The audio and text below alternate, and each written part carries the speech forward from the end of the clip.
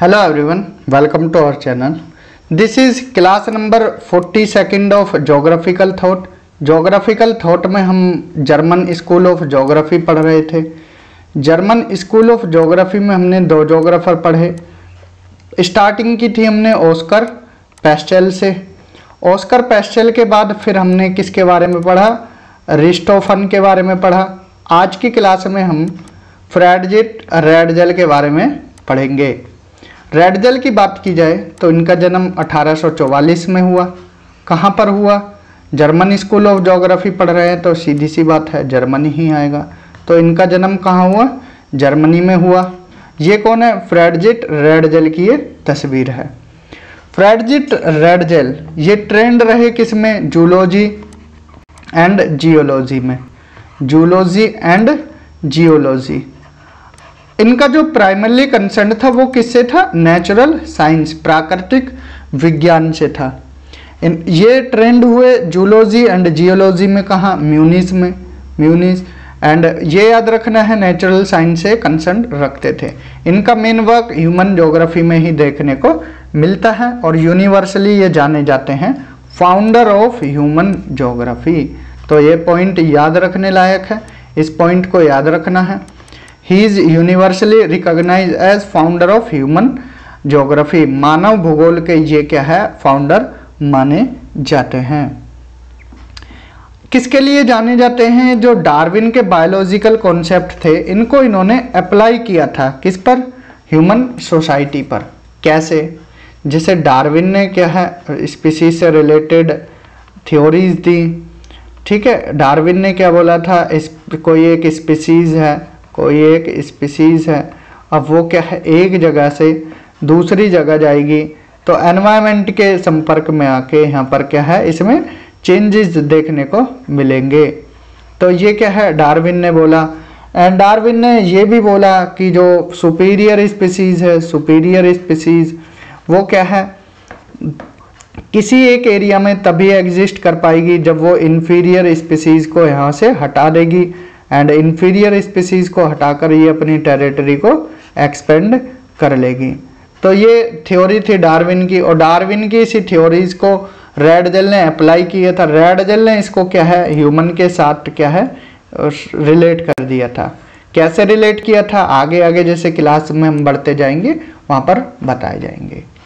रैडजेल से पहले systematic geography की जो फाउंडेशन थी वो रखी थी हम्बोल्ट ने।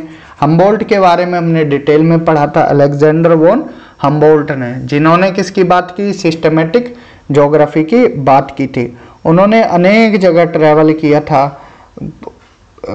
खोजें की। इसके बाद यहाँ पर पेरू करंट जिसको हम्बोल्ट करंट भी बोला जाता है, माउंटेन्स के बारे में बताया। तो हम्बोल्ट ने सिस्टमेटिक ज्योग्राफी की फाउंडेशन रखी एंड रिटर ने किसकी रखी? रीजनल ज्योग्राफी की। तो ध्यान रखना है हम्बोल्ट सिस्टमेटिक ज्योग्राफी की फाउंडेशन रखी एंड रिटर ने रीजनल ज्योग्राफी की। इसके बाद ऑस्कर पैस्टेल एंड रिस्टोफन इन्होंने क्या है यहाँ पर systematic study of the earth features इसकी गाइडलाइंस रखा। ठीक है, इसके गाइडलाइंस के बारे में बताया था। अर्थ फीचर्स की जो सिस्टमेटिक स्टडी है इसके गाइडलाइंस के बारे में किसने बताया? ऑस्कर पैस्टेल एंड फर्डिनेंड वॉन रिस्टोफन ने।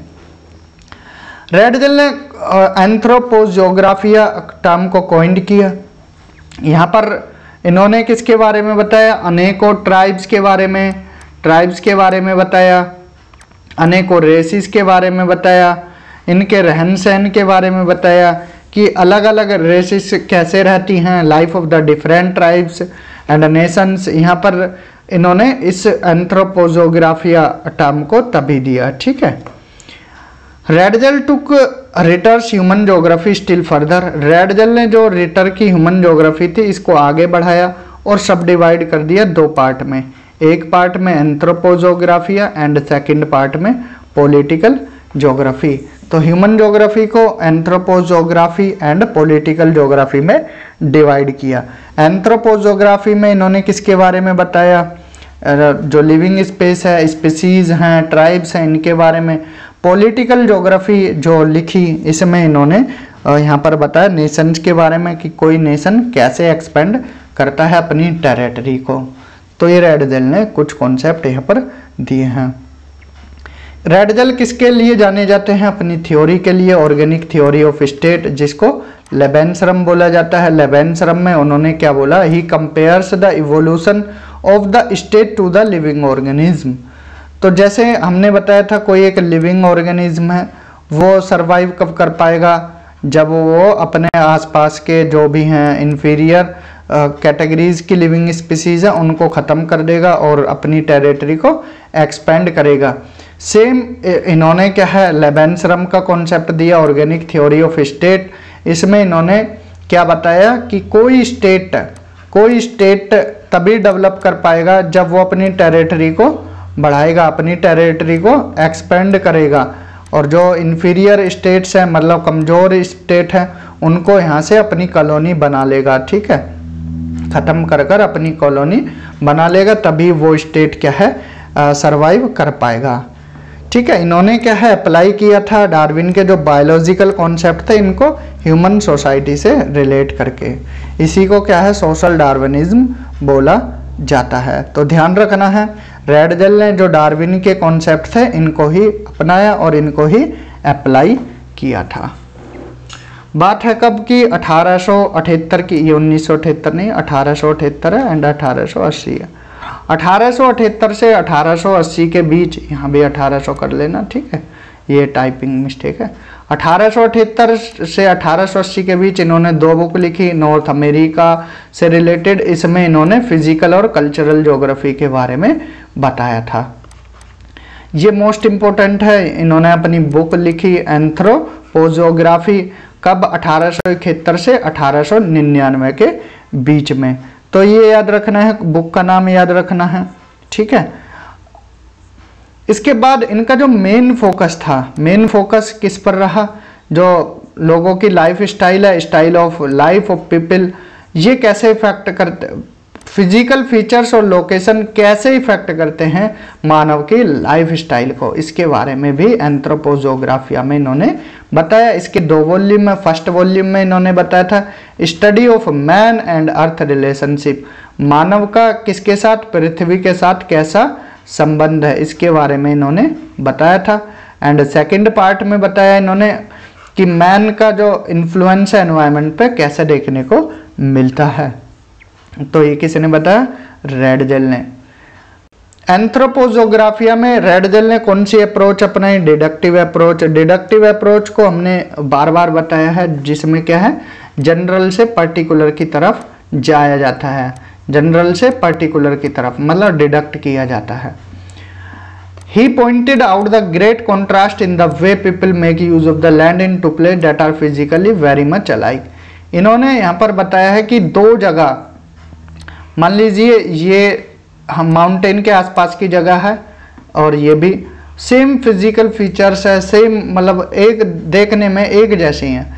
अब यहाँ पर 2 अलग कल्चर देखने को मिल सकते हैं। कौन इनको इफेक्ट करेगा? मैन एक तरफ, जैसे फॉर एग्जांपल यहाँ पर एक एग्जांपल की हेल्प से बताते हैं। जैसे मिडिल राइन वैली है, मिडिल राइन वैली, यहाँ पर एक तरफ आपको क्या है फ्रेंच कल्चर देखने को मिल जाएगा, एक तरफ कैसा कल्चर? French culture. अब दोनों देखिए फिजिकल फीचर सेम है, एक तरफ जर्मन और एक तरफ फ्रेंच कल्चर आपको देखने को मिल जाएगा। इनको कौन प्रभावित करता है? मैन प्रभावित करता है। तो रेडजेल ने कौन सी अप्रोच दी? डिटर्मिनिस्टिक अप्रोच, जो कि पॉपुलर रही कहाँ? जर्मनी में, और जर्मनी के बाहर फ्रांस, इंग्लैंड और यूएस में भी ये काफ़ी प्रचलित रही।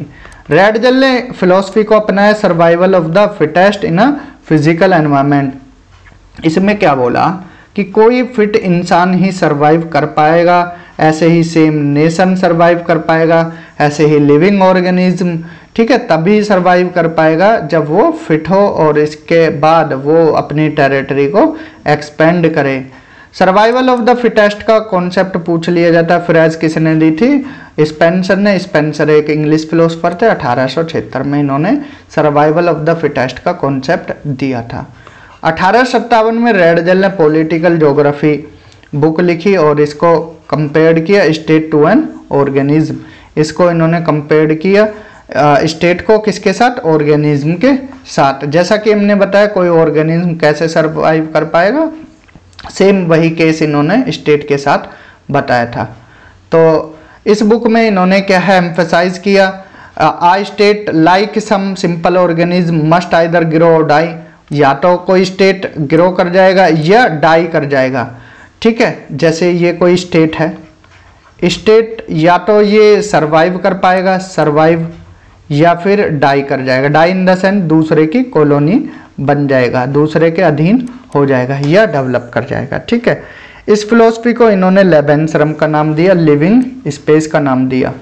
अब इस पर कंट्रोवर्सी देखने को मिली थी।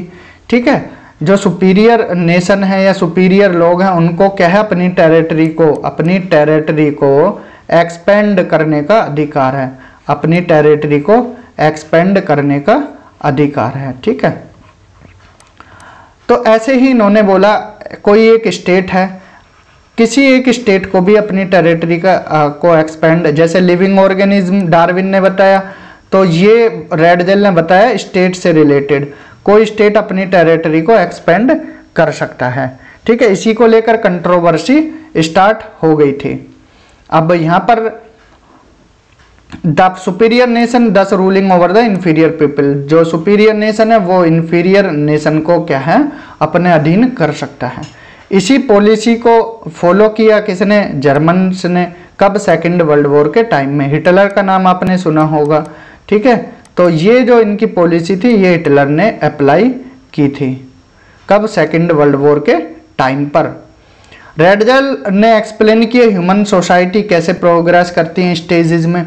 फर्स्ट स्टेज में हंटिंग और फिशिंग, सेकंड में हो कल्चर, थर्ड में crop cultivation where land is ploughed, fourth में मिक्स फार्मिंग एंड फिफ्थ में अनमिक्स हर्डिंग एंड सिक्स्थ में हॉर्टिकल्चर। तो 6 स्टेज में इन्होंने बताया था। He however argued that it is not necessary that all the society have to pass through the same stages of economy, और ऐसा जरूरी भी नहीं है कि सभी नेशन इसी से गुजरें, इसी स्टेज से गुजरें। तो 6 स्टेज याद रखनी है, हंटिंग एंड फिशिंग, हो culture, crop cultivation, mix farming and यहाँ पर 5th वन है unmix herding and 6th horticulture. In those days there were enormous increase, जैसे जैसे नॉलेज और इन्फॉर्मेशन बढ़ा, नॉलेज और इन्फॉर्मेशन बढ़ी, नॉलेज एंड इन्फॉर्मेशन। तो यहाँ पर क्या है, जो रीजन है इन्फॉर्मेशन, जो अलग अलग रीजन है, ठीक है, उनका अलग अलग डिफरेंट एनवायरनमेंट है। अब इनका प्रोडक्शन मोड भी अलग अलग होगा, डिफरेंट लाइफस्टाइल होगी। ठीक है, जिसने ज़्यादा मतलब टेक्नोलॉजी में अडॉप्ट हो जाता है, जैसे जापान है, जापान टेक्नोलॉजी के मामले में काफ़ी आगे है, चाइना काफ़ी आगे है। तो यहाँ पर लोगों का रहने का तरीका, मोड ऑफ प्रोडक्शन, कहीं पर प्राइमरी एक्टिविटीज़ देखने को मिलती हैं, कहीं अभी भी देखने को मिल जाती हैं प्राइमरी एक्टिविटीज़, सेकेंडरी, टर्शियरी, कहीं क्वार्टनरी। ठीक है, अलग अलग यहाँ पर रीजन्स देखे जाते हैं। रेडजेल ने यहाँ पर एक कॉन्सेप्ट दिया, who try to build a fundamental unity in diversity, ये कॉन्सेप्ट दिया फंडामेंटल यूनिटी इन डाइवर्सिटी का। जो डायकोटोमी थी फिजिकल वर्सेस ह्यूमन ज्योग्राफी की, ये रेडजेल के टाइम में ही देखने को मिल गई थी। ठीक है, dichotomy between physical versus human geography. इसके बाद जॉर्ज गेराल्ड ये सपोर्टर थे फिजिकल ज्योग्राफी के एंड रेडजेल थे ह्यूमन ज्योग्राफी के। अब गेराल्ड ने, जॉर्ज गेराल्ड यहाँ लिखे देते हैं, जॉर्ज गेराल्ड ने क्या बोला था कि जो ज्योग्राफी है एक क्या है बॉडी की तरह है, इसको एक साथ पढ़ा जाए, इसमें मैन का कोई रोल नहीं है। इनको काउंटर अटैक किया किसने, रेडजेल ने। रेडजेल ने कहा मैन के बिना क्या है ज्योग्राफी अधूरी है। ठीक है, मैन ही है जो यहाँ पर क्या है चेंजेस लाता है, किसमें, फिजिकल फीचर्स या एनवायरनमेंट में। तो रेडजेल फॉलोअर थे ह्यूमन ज्योग्राफी के और गेराल्ड, जॉर्ज गेराल्ड थे फिजिकल ज्योग्राफी के। तो ये डायकोटोमी हम आगे जैसे क्लासेस में फर्दर मूव करेंगे, डायकोटोमी पढ़ेंगे, वहाँ पर और डिटेल में चर्चा करेंगे। समराइज करते हुए रेडजेल के बारे में क्या है, मिस सैंपल ये लिखती हैं। ठीक है, ये पूछा तो नहीं जाएगा, अगर पूछा भी जाए तो बता देना ये लाइन किसने लिखी है। तो यहाँ पर हमने बेसिकली किसके बारे में जाना, रेड जेल के बारे में। इस क्लास में हमने किसके बारे में जाना, रेड जेल के बारे में, जो इम्पोर्टेंट पॉइंट्स थे रेड जेल के बारे में वो डिस्कस किए। तो इस क्लास में इतना ही, मिलते हैं अगली क्लास में। तब तक रिवाइज करते रहें, वीडियोस को शेयर करते रहें, चैनल को सब्सक्राइब कीजिए। Thank you, have a good day.